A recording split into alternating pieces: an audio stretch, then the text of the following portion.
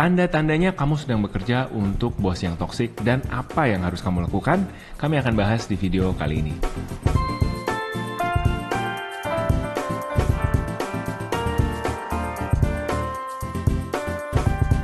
Hai guys, welcome back to our channel. Kembali lagi dengan gue Samuel dan ini istri gue Claudia. Kami pasangan suami istri kantoran dalam perjalanan memaknai financial independence. Di channel ini kalian akan temukan video-video seputar karir, keuangan, adulting, dan topik-topik menarik lainnya. Jadi kalau kalian suka dengan apa yang kalian tonton di sini, jangan lupa untuk subscribe untuk support terus channel kami. Kalian bingung mau beli asuransi apa yang sesuai dengan kebutuhan? Sekarang kalian bisa beli premi asuransi yang sesuai dengan kebutuhan kalian tanpa perlu keluar-keluar rumah, cuma lewat klik-klik. Nama asuransinya MyGuard dari BCA Life. BCA Life MyGuard bisa dibeli secara online dengan banyak banget pilihan paket asuransi yang bisa disesuaikan dengan kebutuhan kalian. Preminya terjangkau mulai dari 14 ribuan aja tanpa medical check-up. Bisa jadi pilihan buat kalian yang sekarang lagi nyari asuransi yang berkualitas tapi praktis dan mudah. Untuk info selengkapnya di mana, Klau? Klik di sini ya. Minggu ini kami akan bahas tentang bos toksik. Sebelum kita bahas soal toksik-toksikan, jangan lupa ini disclaimer-nya dulu bahwa tidak semua yang kita tidak suka itu artinya toksik. Kadang-kadang kita perlu loh sebenarnya little bit of healthy pressure di dalam. Kenapa lihat saya kita. ya healthy pressure? Apa biar apa kalau pembaca berita kan kadang lihat sebelahnya gitu. Bukan ini ya inilah contoh healthy pressure dalam hidup. Nah sejauh mana level healthy-nya itu sebenarnya kita bisa evaluasi sendiri atau ya kami mau coba bagiin sih di video ini beberapa signs ya bahwa apa yang kalian hadapi di kantor itu sudah toxic. Kenapa kami merasa isu ini penting untuk dibahas? Karena kami percaya mayoritas dari teman-teman yang nonton adalah orang kantoran. Dan kami pun pernah berada di situasi di mana ngantor juga. Meskipun saya sekarang udah nggak ngantor, tapi beberapa kali ketemu dengan orang-orang yang mungkin ya kalau bisa dibilang toksik iya. Dan pada saat terjadi saya nggak bisa lihat bahwa itu adalah sesuatu yang sebenarnya nggak sehat loh. Ini hubungan yang nggak sehat dan ini sedang merusak mental health kamu gitu.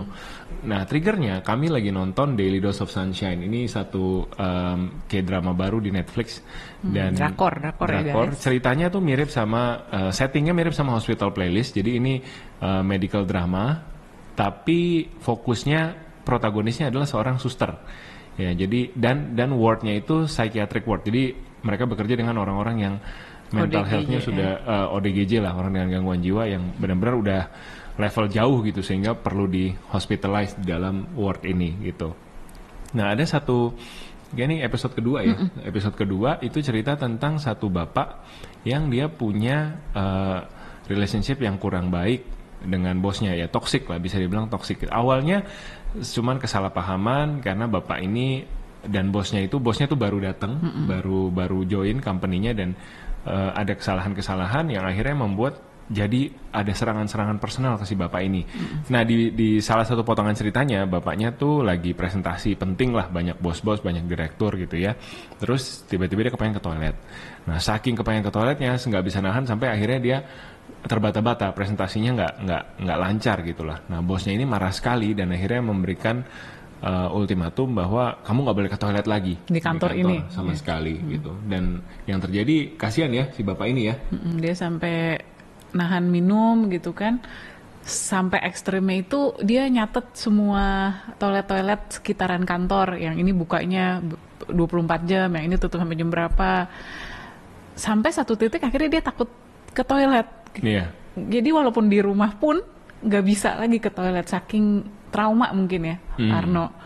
Dan ya terus ya kayak spiraling down, jadi kayak lingkaran setan. Maksudnya mungkin awalnya nih bosnya ini ya bos baru, terus mungkin cara kerjanya nggak cocok, terus ya dia cara ngomongnya mungkin ke si bapak yang akhirnya kena panic disorder ini jadi apa ya, mungkin kenanya personal atau gimana gitu ya. Terus makin dia kena personal, makin dia nggak bisa perform, makin bosnya sebel terus, jadi kayak lingkaran setan. Yes, udah sampai akhirnya orang ini ya masuk rumah sakit karena panic disordernya makin parah. Jadi ini men-trigger kami karena relate sih gitu ya, karena relate pernah lihat hal-hal ini terjadi di kantor, bahkan pernah mengalami langsung. Nah kami punya 4 tanda versi kami bahwa teman-teman sedang bekerja untuk seorang bos yang toksik. Yang pertama, teman-teman terus-terusan merasa gelisah dan takut salah ketika berada di kantor. Kalau kita lihat dari cerita di film Daily Dose of Sunshine ini, ya bapak itu akhirnya jadi nggak bisa kerja karena dia terus-terusan takut gitu, merasa apalagi nih, gue dimarahin apalagi gitu. Jadi instead of performing, instead of focusing on what he does best, kan kita di hire pasti kita ada skill ya yang kita bisa lakukan gitu. Bapak ini jadinya khawatir, gue dimarahin apa, seperti seorang apa ya, yang sedang ada predator di balik dia gitu. Dia jadi terus-menerus ada dalam posisi fight or flight tegang gitu. Terus tegang ya gitu, terus-menerus gitu. Nah jadi misalkan kalau kamu salah, terus kamu dimarahin bos, itu jangan buru-buru bilang bosnya toksik ya, gitu. Karena namanya bos ya pasti tugasnya dia adalah bantuin supervisi kerjaan kita, gitu ya. Dan kalau emang kita benar ya harusnya bisa diberikan reward, bisa di-acknowledge, dan kalau salah ya juga memang sudah tugasnya dia untuk ngajarin kita yang benar kayak gimana. Tapi ini kasusnya tuh ekstrim, ya. Maksudnya sampai yang mungkin, sampai mungkin bisa dibilang cari-cari kesalahan, atau kesalahan kecil jadi dibesar-besarkan dan terus gitu non-stop. Kalau kamu kerjain yang benar pun kayaknya juga nggak dilihat gitu. Jadi kayaknya semua salah yang dikerjain. Nah itu kan sampai kamu ngerasa iya ini apa benar ya saya nggak becus itu, apa benar ya saya sampai nggak bisa apa-apa itu. Ya mungkin yang bisa dibilang toksik sampai ke seperti itu kali ya. Betul. Nah yang selanjutnya adalah kita nggak lagi fokus kerja, tapi kita fokus nyenengin bos kita. Ini juga menurut kami tanda-tanda kalian sedang bekerja untuk bos yang toksik. Kita ngelihat bos-bos yang toksik ini, mereka cenderung tidak bisa meregulasi emosi mereka sendiri. Somehow mereka merasa punya hak untuk melepaskan amarahnya begitu saja ke kantor gitu ya, ke orang-orang yang dianggap salah. Dan akibatnya ya apa, kalian berusaha bukan untuk bekerja karena saya tahu kualitasnya harus bagus dan arahnya ke sana, tapi karena ya udah deh daripada saya kena marah, saya kerjain aja sesuai dengan maunya bos gitu. Ini juga kita harus hati-hati karena mungkin dalam jangka pendek ya udah kita nyelamatin diri kita, tapi dalam jangka panjang kita nggak tahu akibatnya apa gitu ya, bisa quality of work kita menurun atau tiba-tiba bosnya resign atau pensiun, kita kehilangan arah dan lain sebagainya. Jadi menurut aku sih untuk satu kerjaan itu idealnya ya kita bisa komunikasi dua arah antara atasan dengan bawahan, gimana caranya kita mencapai kerjaan yang baik gitu, bukan asal bapak senang atau yang penting bos selalu benar gitu karena bos lebih pengalaman atau gaji bos lebih besar. Itu sih menurutku sih salah banget. Dan mungkin yang lebih pentingnya kita nggak bertanggung jawab untuk emosi si bos ya. Betul. Sebenarnya ini dalam semua aspek kehidupan sih. Misalkan anak tidak bertanggung jawab terhadap emosi orang tuanya. Anak buah tidak bertanggung jawab terhadap emosi bosnya. Jadi ya kita masing-masing tanggung jawab sama emosi masing-masing. Kalau misalkan bos marah ya, maksudnya ini juga bosnya harusnya bisa memilah gitu ya. Maksudnya ini marahnya kenapa? Karena beda nih, marah dan marah-marah itu beda ya. Kalau terus marah-marah gitu nggak jelas kenapa, dan marahnya itu sampai nggak bisa ada solusinya. Ya ini kan yang udah nggak sehat ya. Jadi nyerang personal, mungkin bawa-bawa hal yang pribadi atau yang fisik ya. Jadi itu udah nggak sehat ya. Jadi yang seperti itu ya udah nggak benar, udah toksik. Poin yang ketiga adalah kamu diperlakukan kayak anak kecil. Nah ini mungkin buat yang pernah ngalamin di kantor itu, misalkan kita dikasih direction untuk bikin satu presentasi atau satu project gitu, tapi kita tidak diberikan kepercayaan untuk mengelola prosesnya sampai tercapai hasilnya, ya kan? Kadang-kadang ada bos yang suka ngeliatin gitu proses step by stepnya seperti apa, kita ngerjakannya seperti apa, dan micromanage levelnya itu sudah tidak sehat. Iya, jadi mungkin contohnya sampai kayak penggunaan titik koma atau mungkin penggunaan diksi atau pemilihan kata-kata yang harus diucapkan. Mungkin harus sampai sama persis gitu ya sama apa yang dimau di bos. Dimaunya dia. Padahal kan ya intinya kan supaya tersampaikan aja pesannya sebenarnya. Iya, gitu kan. dan maksudnya kan tiap orang kan punya gaya bicara masing-masing, punya gaya menulis dan bercerita masing-masing. Jadi kalau misalkan sampai titik komanya diatur sih itu agak sulit ya. Tapi ya mungkin ini balik lagi kalau poin ketiga ini, kalau mungkin saya boleh tambahin, ya sebenarnya ini apa ya, tergantung orang juga nggak sih, karena ada orang-orang yang mungkin seneng bos yang tipenya micromanage mungkin ya. Ada yang seneng dikasih kepercayaan, oke nih silakan project ini kamu mau gimana pun terserah lah, nanti pokoknya resultnya report ke saya gitu. Tapi kan mungkin ada juga yang sukanya tuh dituntun gitu ya, step by step.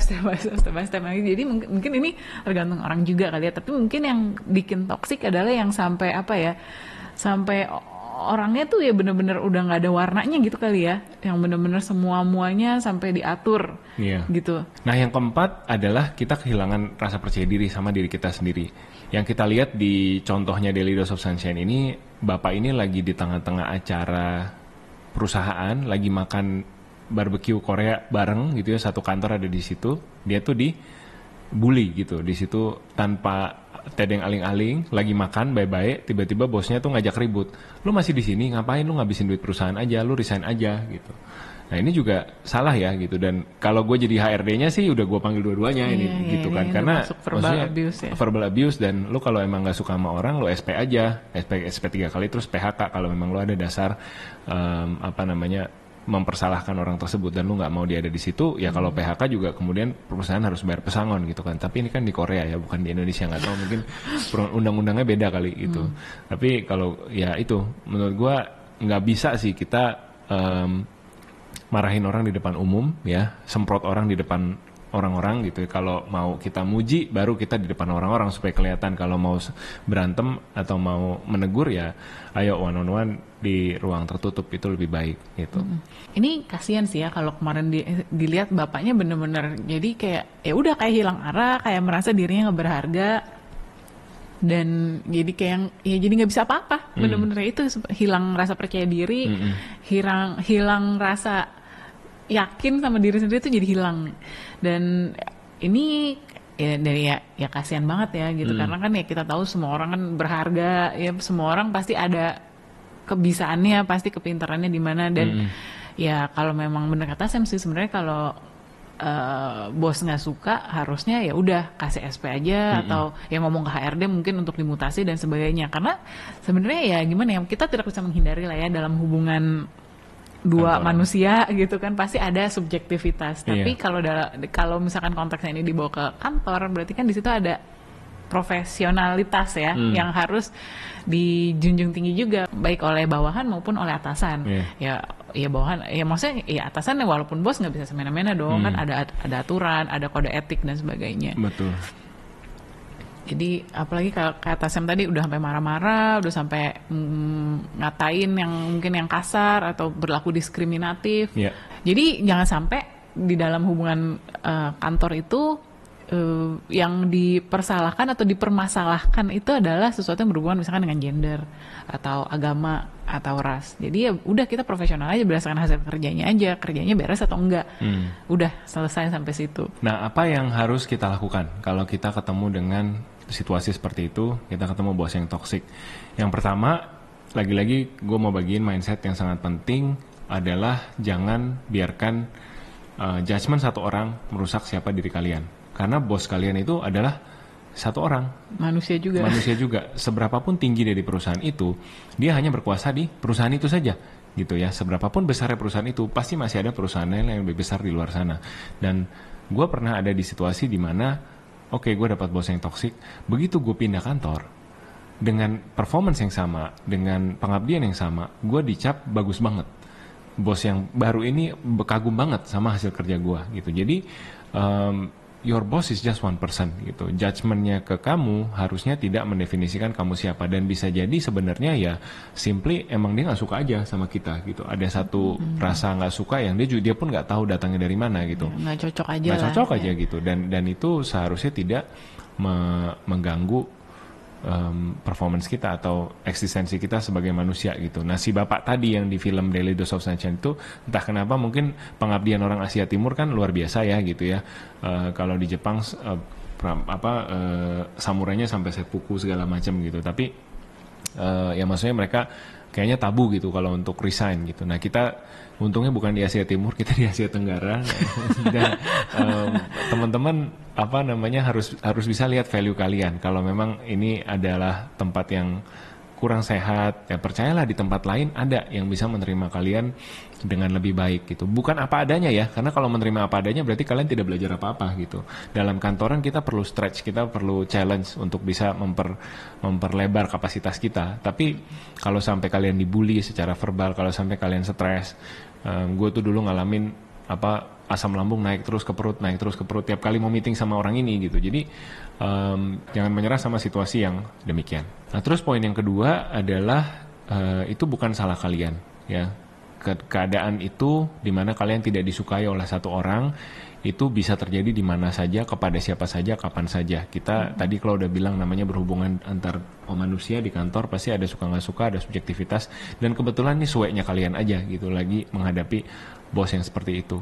Dan nggak cocok aja gitu, nggak seperti relationship sama pasangan gitu, laki-laki dan perempuan nggak cocok bisa putus. Kalau di kantor juga sama ya, meskipun putusnya nggak sesimpel itu gitu, tinggal putus besoknya selesai. Kalau di harus kantor menotis atau mungkin kalian ya udah jangan resign deh, saya mutasi aja, jadi tunggu ya mutasinya berapa bulan gitu dan segala macam. Tapi intinya itu bukan sesuatu yang kalian harus perbaiki gitu. Kalau memang itu udah menyangkut mood bos, karakter bos, tata krama dia, bisa marahin kalian di depan umum gitu, itu bukan sesuatu yang kalian bisa perbaiki begitu saja gitu. Jadi it's not your fault, entirely not your fault gitu. Nah yang ketiga, kalau udah ngomongin soal salah-salahan ya, kita harus make sure hak-hak dan kewajiban kita itu terpenuhi, kita terjaga dan aman secara hukum. Jadi kalau misalkan ada verbal abuse, kalau misalkan ada satu kalian membaca nih komunikasinya udah mulai nggak enak gitu ya, hal-hal yang bisa kalian lakukan, misalkan kalian rekam komunikasi tersebut atau kalian hanya berkomunikasi via teks. Jadi semua tercatat, semua abuse yang dilontarkan. Kalau dia masih berani gitu ya, kalian bisa save, kalian bisa screenshot. Soal dimarahin di depan umum seperti bapak tadi, ini gue juga pernah ngalamin, dan akhirnya yang gue lakukan adalah gue tidak lagi mau berkomunikasi dengan orang ini secara langsung. Gue teks, everything is by text, dan gue selalu sisi atasan gue. Jadi kebetulan yang marahin gue nih bos dari departemen lain, dan ya udah gue nggak mau berkomunikasi sama dia secara langsung, bukan karena pengecut, tapi karena gue cari aman gitu. Kalau sampai dia berani macam-macam lagi, tercatat paling tidak gitu. Kan dia marah-marah di depan kantor kan tidak ada mikrofon yang merekam gitu kan. Nah kalau gue chat dan gue sisi atasan, berarti atasan selalu lihat. Dan kebetulan beruntung juga ya dapat atasan yang melindungi dan bisa CS-an sama gue lah untuk bantu gue keluar dari situasi ini gitu. Jadi make sure kalian jaga. By the way, ini cerita saya yang barusan sama bos yang tadi di tengah-tengah itu beda ya, udah beda perusahaan. Jadi jadi pernah dapat bos langsung yang nggak cocok, pernah bos yang di departemen sebelah masih kerja juga dan dia yang nyebelin juga pernah juga gitu ya. Pernah juga itu. Ya. Karena bapak ini banyak ya bosnya ya. Terus ganti-ganti kerjaan mulu. 12 tahun 8 perusahaan. Ya kalau aku sih prinsipnya mungkin agak beda sama Clau itu, dimana Clau tuh bisa attach sama bos, bisa merasa kayak ya kita harus punya long term working relationship gitu. Kalau aku tuh lebih mungkin ya kalau bisa kerja setahun 2 tahun terus habis itu resign nggak apa-apa juga gitu, karena buat aku pendekatan karirnya sih agak selfish ya, mungkin bisa dibilang ya. Ya nggak tahu lah, silakan bapak menilai diri sendiri. Jadi ya mungkin cowok juga kali ya, mungkin cowok kan biasanya kalau lebih nggak pakai perasaan ya. Kalau kerja kan kalau misalkan cewek lebih pakai perasaan biasanya, apalagi kalau bosnya cewek juga kan jadi bisa kayak sisisan gitu misalkan. Ya mungkin. Ya nggak tahu lah. Mungkin juga. Kalau aku sih mikirnya berteman dan hubungan itu kalau dapat tuh ya bonus di kantor gitu, tapi first and foremost gaji berapa, jabatan berapa, perusahaannya seperti apa, kerjaannya seperti apa, jadi langsung get down to business kalau aku sih.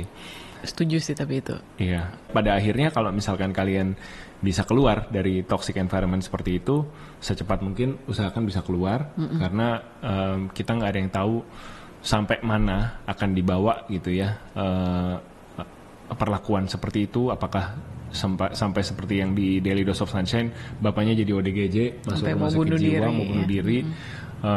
Dan gue juga merasa itu real gitu. Ketika kita pindah perusahaan atau bahkan resign, istirahat sebentar, itu tekanan-tekanan yang kita rasakan, kayak gue sering asam lambung naik ke mulut gitu. hilang, bener-bener hilang gitu. Dulu tuh bener-bener simply by the mention of the name of the person atau mau meeting sama dia tuh langsung begitu, langsung tegang gitu. Tapi begitu resign tuh selesai.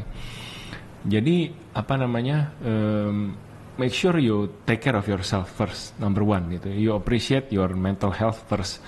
Karena nggak ada yang bisa gantiin kalian di rumah ya, sebagai anak nggak bisa orang tua kalian buka lowongan anak lagi kalau kalian sampai kenapa-napa, nggak bisa keluarga kalian buka lowongan suami baru, mungkin bisa kali ya. Tapi anak misalkan bapak yang baru itu kan nggak bisa gitu, cuman ada bapakmu ya, bapaknya Hana ya cuman Samuel, cuman saya. Jadi take care of yourself, always put yourself your mental health first, tapi make sure you do it in a balance gitu. Coba go through lagi tadi situasi-situasi atau checklist yang kami udah mention itu. Dan tapi balance juga, jangan sampai kalian jadikan toxic ini kayak buzzword gitu ya, sesuatu yang dengan gampang disebutkan ketika kalian menemukan orang yang nggak suka. Ya jadi gitu ya guys, jangan semua langsung kita cap toxic, karena kadang-kadang sebatas nggak suka aja sebenarnya, atau sebatas ya dia nih suka nge-challenge kita ya, padahal maksudnya baik gitu.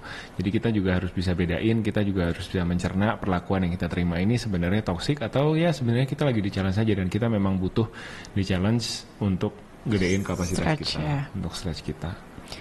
Ya, dan buat teman-teman yang lagi nonton yang mungkin udah lama nggak dengar kata-kata ini, kami mau bilang bahwa setiap dari kita itu berharga, bahwa kamu itu berharga, dan semua orang pasti ada bakat talentanya masing-masing ya. Ada tempat di mana mereka bisa bersinar. Pernah dengar nggak ada yang bilang kalau kamu ngarepin ikan untuk bisa terbang, selamanya kamu akan berpikir bahwa si ikan ini bodoh.